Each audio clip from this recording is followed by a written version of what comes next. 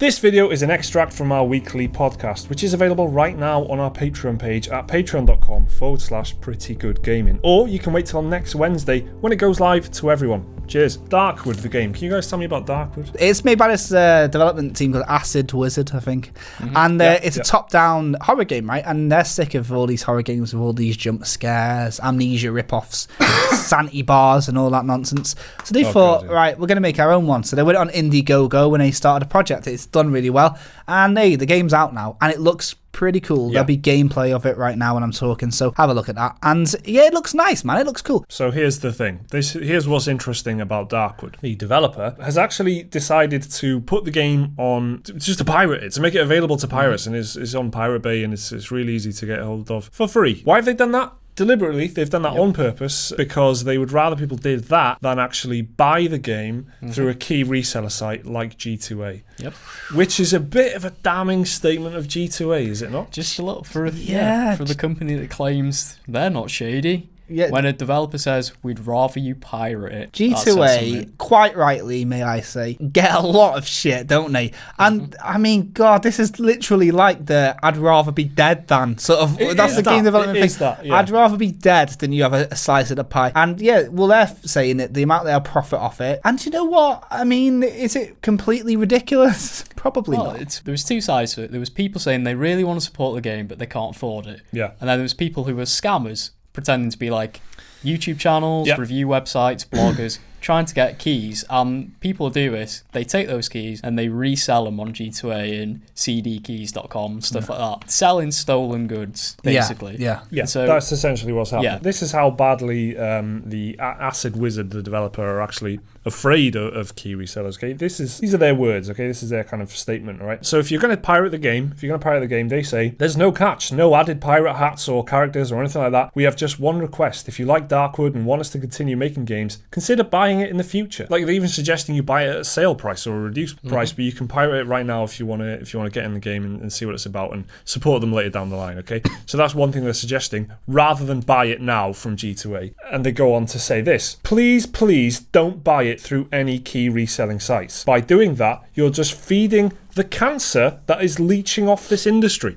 I mean, very strong words. Key resellers are kind of a boogeyman, aren't they? I mean, Gearbox ridiculously partnered with G2A for Bulletstorm, like the re-release thing. That's right. Yeah, they got so much shit for that. They got so much abuse. Basically, they were just. They got a Total Biscuit essay. They got a Total Biscuit. They got Jim Sterling doing Jimquisition on it. They had all of Reddit and whatever just talking about how stupid of a decision this was. Okay, because G2A are not a good name to be affiliated with. No. Oh my God, in the industry. Does it surprise you that this company is going, here's our game for free? Is that surprise you? Because I was absolutely gobsmacked when I read this. I mean, it's not a surprise for me because I can see where they're coming from. When people sell the keys on G2A, they don't get any of that. G2A and the seller get 100% profit off. Yeah. Well, I don't know what the split between the key seller and G2A's cut is. But yeah, the developer won't get any of it. And I can see their point. They'd rather just give it away for free than have someone profit off of their work.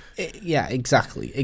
I think that there's a way that I see it, and it's kind of like, I used to make music, right? And I got to play abroad. I played shows. I made money off it, right? I was on the radio. How much money did I make off sales of my songs? Nothing. And I'll tell you why. Because I gave all the songs away for free. Because in the music industry, you make all your money nowadays from live shows and merchandise, because you can't download the experience of being there and stuff like that. And and another thing with the music industry is CDs and t-shirts and that, they become collector's items, okay? And it looks like the indie developers kind of see it a little bit like that. The way that these guys are doing it is they're happy to give the product away for free, and they're kind of banking on people that like it so much they want to support that. I know people that do that as well. Like, they'll stream music on Spotify and other like places like that. And if they really like an album, they'll buy it on vinyl or they'll buy a CD. And I'm not saying that I think games are going to go down that route, but can you imagine if Spotify was charging loads of money to subscribe to it? the service, and then which they do, by the way, but the artist made no money, then why would the artist use Spotify rather than they can just go on, they could put on their website a zip file with the album and say, stop supporting Spotify and giving money to this company, download it for free, and if you like it, buy it. This is what these guys have done, right? So what I'm trying to say here is they're using piracy as a kind of a free marketing tool, and it's worked because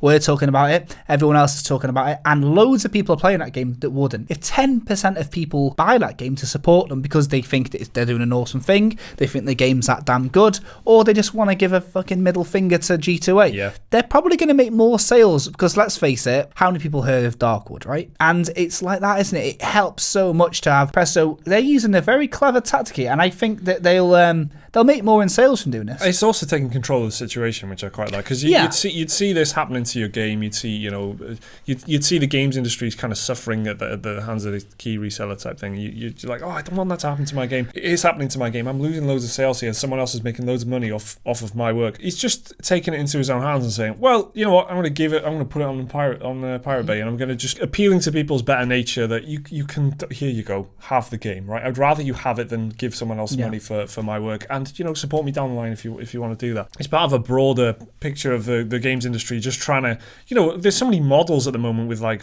free to play and like season passes and all of that stuff, right? A big part of that stuff is the corporations trying to tackle piracy or trying to get round piracy by making it less of a problem by getting money through other means. So free to play, they give the game away for free. The only catch is it's full of microtransactions, and maybe they can charge you DLC on top of that or something if you want, expansions and things like that. So I like what this guy's done on an indie scale. It's like he's doing effectively that, but in a very, in respecting his fans by not squeezing the fans he has. He's instead appealing to people who haven't bought the game, saying, look, here it is. This is what I mean. Support me if you're cool. What I was touching on a minute ago is like, if you want to pirate a game, you don't want to pay for it, you're going to do it, right? It's not hard to find a pirated game, and it's not hard to crack a game, is it? Like Resident Evil 7 was cracked in a week. It had Denuvo and all that, right? Yeah. If you don't want to pay for the game, you're not going to pay for the game. People that want to support it will. Like Liam, for example, right? We get keys sent to us all the time. Yeah. Most of the big games we get for free. Liam buys them anyway because you just want to have it in your collection, right? People like Liam are the reason this guy's doing this sort of thing, right? Want to support the game, they will,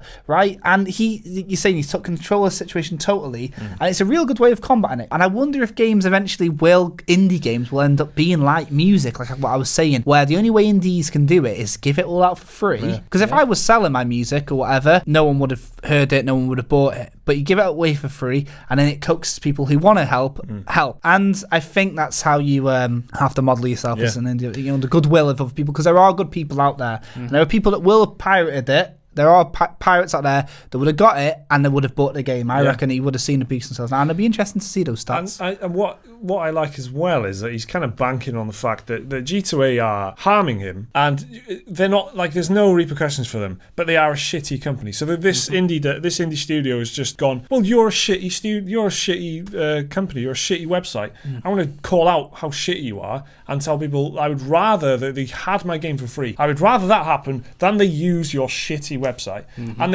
So he's using their own reputation to punish them for the crime that they are committing, and it's just I think it's excellent handling the situation. It's an example to a lot of I know it sounds daft to say people saying put your games away for free on Pirate Bay and whatever. I feel like it is a proper pro-consumer friendly respecting your fan base solution to a serious problem for a lot of indie developers. Yeah, exactly. And the reason this guy stood out is because not many people are doing it. If everyone was doing it, all of a sudden he'd be lost in a sea of thing. So I wonder how these headlines and this Pirate Bay things affected the sales. I reckon he might divulge that information. We will find out. I'm just saying that now. I don't know why. I should have said that. We'll do a journalist. Thanks a lot for watching this podcast extract. Remember to like the video if you did enjoy it. Subscribe if you want to see more stuff like this every single day. And remember to check out Patreon if you want the full podcast right now. See you next time.